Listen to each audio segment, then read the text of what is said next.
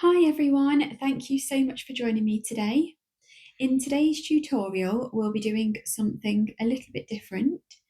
Instead of simply showing you hand reflexology on my own hand, I have found these really wonderful little reflexology gloves that I've had a good look at and I'm reasonably happy with them.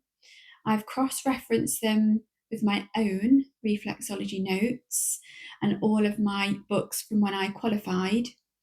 And for the most part, only with a couple of slight discrepancies, they're pretty accurate and a really wonderful tool to either learn reflexology if you're currently studying, or perhaps to have a refresher if you qualified some years ago and simply want to remind yourself where all the points are. Or perhaps you're just simply interested. Maybe you've heard of hand reflexology and you'd like to understand it so you can apply to your own hand to enhance your own well-being. Whatever your reason for joining today, I am so grateful to have you here, and I really hope by the end of this video you'll have a great understanding as to all the wonderful points inside of our hands, and you'll be able to enjoy the benefits of reflexology. So before I pop these gloves on, I thought I'd just go through a couple of points that are slightly different in both hands and only found on one side, not both.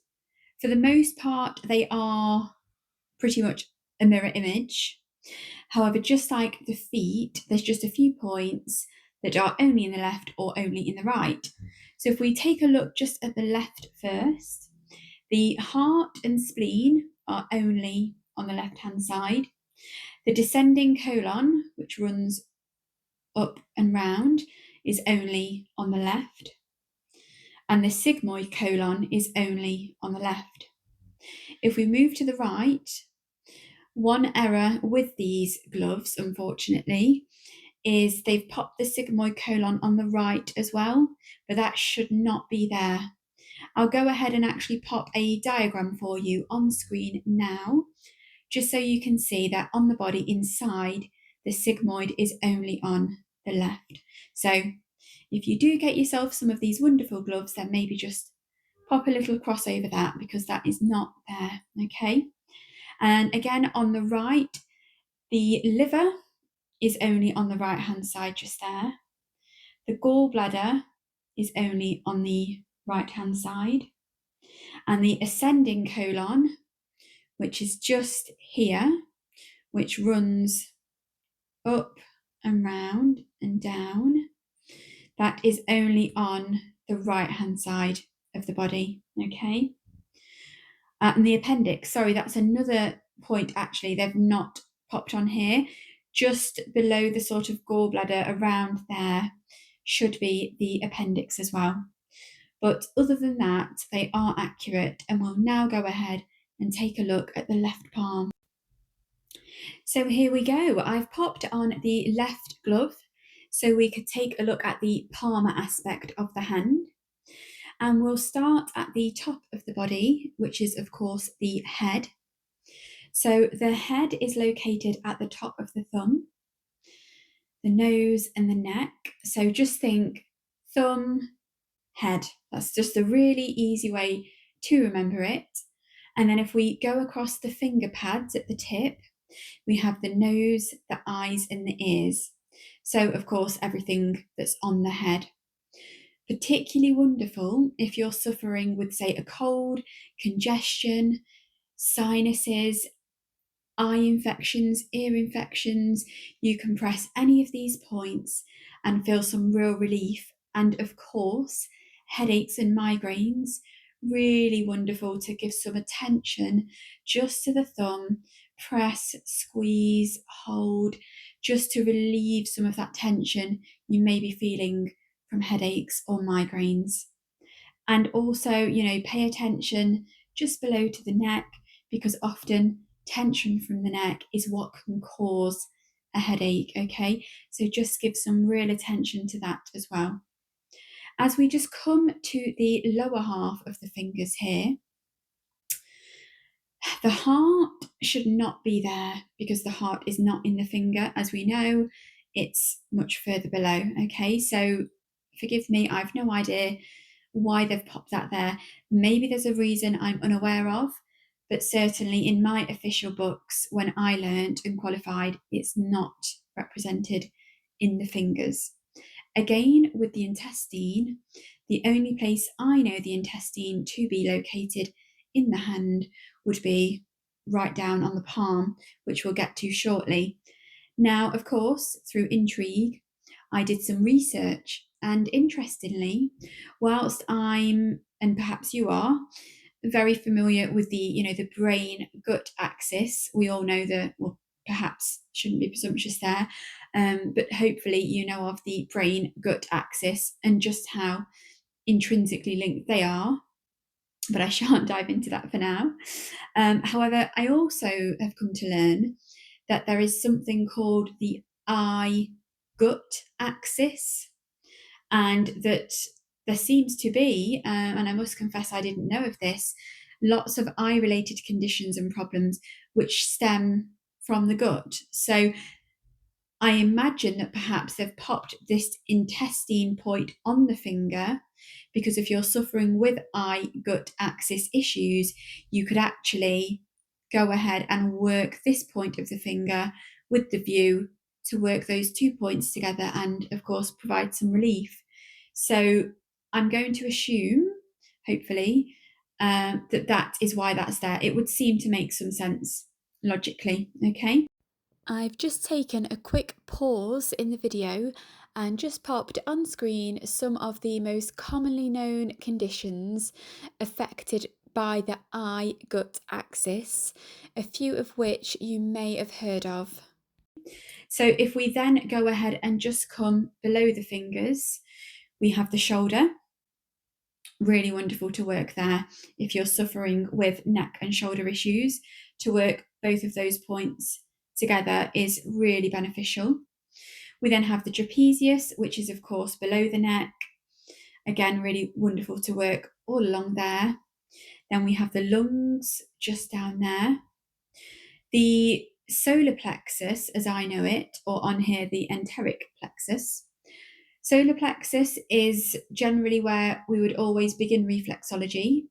Certainly that's how I practice and how I was taught, to hold in to the solar plexus on the hand and also on the feet in foot reflexology, because we hold a lot of stress, tension, anxiety within that solar plexus when we feel stressed, anxious. So by holding into this point, the beginning of a session could help to calm someone who may be nervous or feeling a lot of stress. So really wonderful point to work. Maybe you're feeling stressed and you could be at work or in a lecture or a stressful situation, and it's a great tool to just go ahead, hold on to that point and just to feel that relief. So that's the solar plexus. Kidneys and adrenals just below. Of course, if you don't know, the adrenals are just on top of the kidneys. So they're together there. Again, adrenals controlling the stress hormone, adrenaline. So really great to work that point. Really, this whole point, if feeling stressed, is great to work. Okay. Then we have the small intestine just below that. I'll come back to the thumb shortly. We have the colon, if you can hopefully see, runs up, across and down, which is why they've just popped that arrow there. So the descending colon in the left hand is up, over and down. So if you're suffering with, IBS, IBD, Crohn's, any digestive colon related issue, really wonderful to work up, across and down. Really, really wonderful to provide some relief, especially if constipated as well. Really good for that. The anus, of course, makes perfect sense to be there, and the rectum. So that's the colon. So if we just come across now, pancreas is just there, and then back onto the thumb, as we've said, the neck. The thyroid, of course, is below the neck. The stomach should definitely be located on this glove a little bit further across to the right, just a little bit over. And again, the duodenum would just be a little bit over, as would the bladder. Not much, just a little bit. I guess if I just tried to move the glove across, that would be slightly more representative. And then the spine we have runs all the way from the side of the thumb down the palm. So any issues with the back, just to go all the way down the side would be wonderful. And that is pretty much the base, the palmar aspect of the hand covered. So we'll just take a quick look here at the dorsal side of the hand, so just the top of the hand. A way that I was taught reflexology was to think of the palm of the hand as the inside of the body, and the organs, the digestive system, and then to think of the top of the body as almost the outside of the body, the musculoskeletal side of things, if that makes sense. So, for example, points that are on the top that aren't on the bottom, we have the ribs, the tailbone, the knee, the elbow, the lumbar vertebrae, the thoracic. That's all on the top of the hand. So again, it's really wonderful to work the top and not to completely ignore it. Although you'll likely spend the majority of reflexology on the palmar aspect, there's still lots of benefits to be had by working on the top as well. If for nothing else, just the tension that's held in the top of the hand, it feels really wonderful to apply some reflexology techniques just to relax the top of the hand with how much tension it can carry. But in terms of the points, it just mirrors the base. So, of course, the fingers, as we know and have now discussed, we have the head, the nose, the eyes, the ears, exactly the same on top. We know that in the center, it's great for the solar plexus, as we discussed. So again, if we turn over, exactly the same there. The shoulder, of course, on both sides. On this side, of course, we discussed all the digestive system, which isn't on the top here because, again, the focus is the skeletal side of the body. So instead of the stomach, the intestines, the colon, we would have the rib, the sacrum, the tailbone.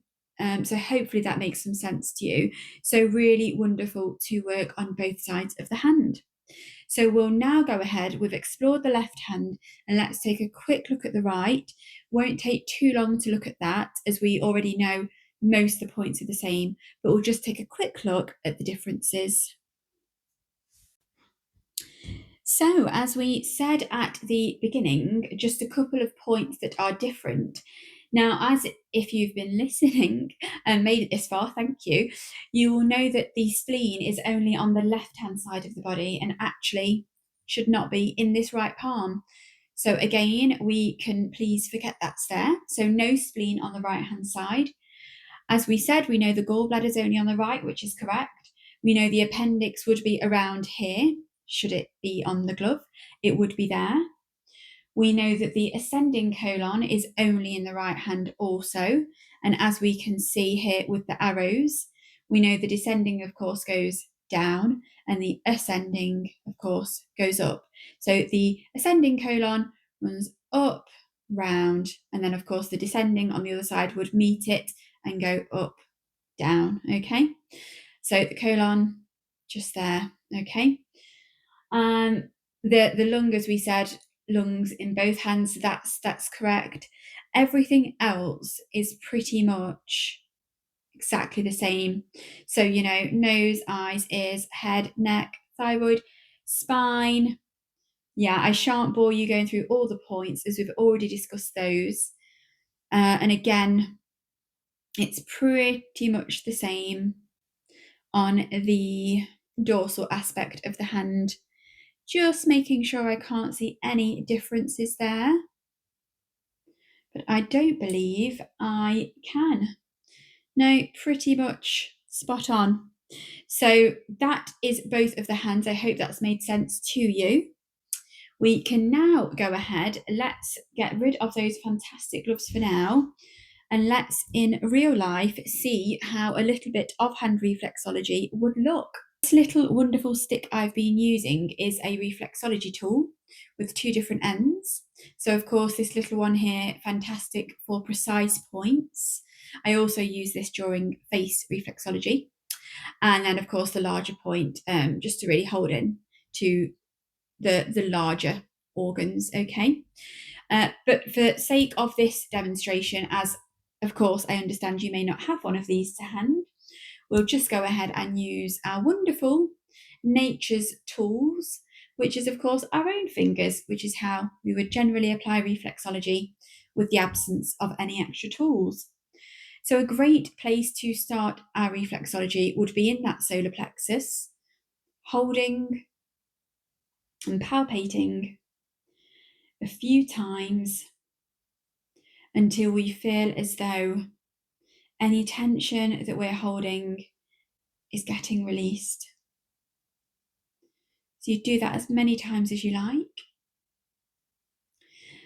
I then may go ahead and work all the fingers and the thumb to work the head, sinuses, eyes and ears. So we do this just by holding and squeezing each fingertip. I would generally do this for at least 5 seconds, but for sake of the video, I'll just do this quickly for you. So work all of those points. Okay.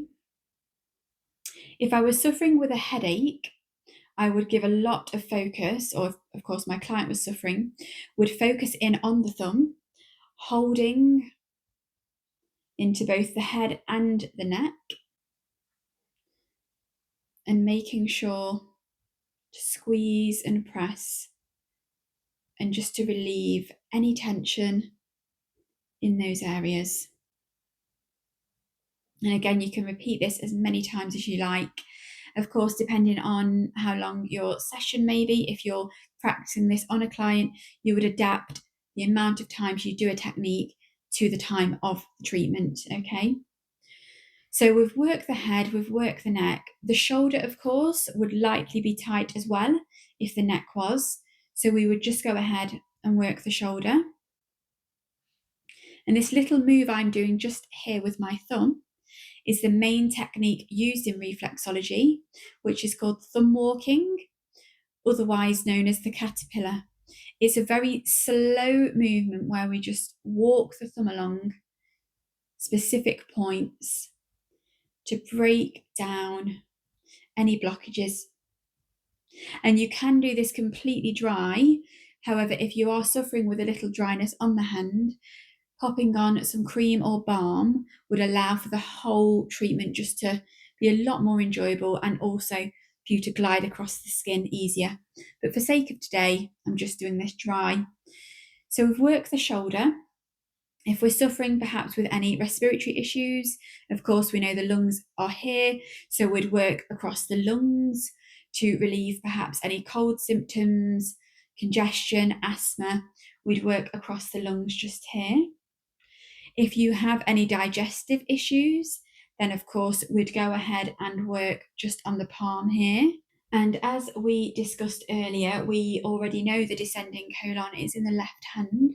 So we would always work in the direction of the colon, okay? So if you, for example, had issues with constipation or IBS, IBD, anything to do with the colon, we would go ahead and we would work up the colon, across and down, always in the way of the colon. Okay, so we'd do that a few times until we started to feel some relief. You'd want to really focus over here on the left hand if you have any issues with the colon, always going down. Equally, if you have any issues on the colon and work on the right hand, you'll need to go up, because of course it ascends in the right hand and then descends in the left, okay? So digestive issues will work there. If you have any issues with the spine itself and the lower back, you could go ahead and work your way down the inside of the thumb. So you could just go ahead, do some thumb walking and press down. Forgive me doing this on yourself whilst filming. It's not the easiest angle, so I do hope you can see. So we'd just walk all the way down the spine. Really great for relieving any back issues. And really, hand reflexology is, like any reflexology, completely personal to you or the client. So you could do a whole reflexology session just for pure relaxation and well-being benefits, or you could go ahead, and certainly that's where these are fantastic. If you have someone coming that has specific issues in, say, the digestive system, you could tailor the treatment to them and really focus on that and relieve, say, that constipation. Equally, perhaps you have someone with chronic migraines. Let's focus in on the head and really relieve that. So many wonderful points we can work through the hand. It really is a hidden map. Now, the one point just before we finalise today that we didn't touch on, because it's not on the gloves, but just below the hand in reflexology, we do have the reproductive organs. So we have the ovaries just here. If a lady is suffering with PMS, menstrual cramps, menopause, fertility, then we could absolutely give some focus to the ovaries. But as they weren't on the gloves, I shan't go too in depth with those today, as that in itself is a completely different, or shall I say, a much more in-depth style of reflexology. If we were working with someone to simply enhance their chances of getting pregnant and trying to help with fertility, then that really deserves a whole session of its own. And if you're interested in that, I'm more than happy to do that. But just a very quick point, that the ovaries are just there. So I hope this has all made sense to you today. If you want to practice reflexology on yourself or anyone else, it would be really, in my opinion, useful to have one of these tools. It gives your other hand a break, and it allows for really specific work as well. Should you need to be precise, you can hold in with that. And if you can't quite figure out how to do thumb walking, you could just go ahead and press along with this instead. So if you've made it this far, I am so truly, truly grateful. I really hope you've enjoyed both the tools today, as well as my little demonstration there on the hand. If you've any questions, just pop them in the comments below. I just really hope you've now finished the video with a clear understanding of the beauty that our hands hold and just how much we can enhance our own and others' well-being through the power of hand reflexology. Thank you so much for your time, and I'll see you in the next one. Bye for now.